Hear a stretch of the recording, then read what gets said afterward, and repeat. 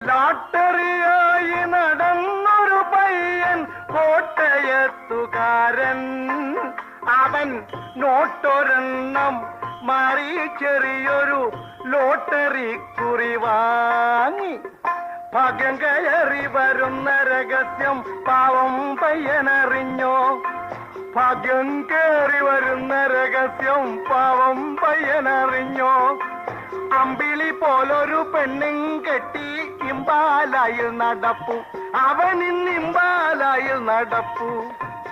1 രൂപ നോട്ടു കൊടുത്ത 1 ലക്ഷം കൂടെ പോരും.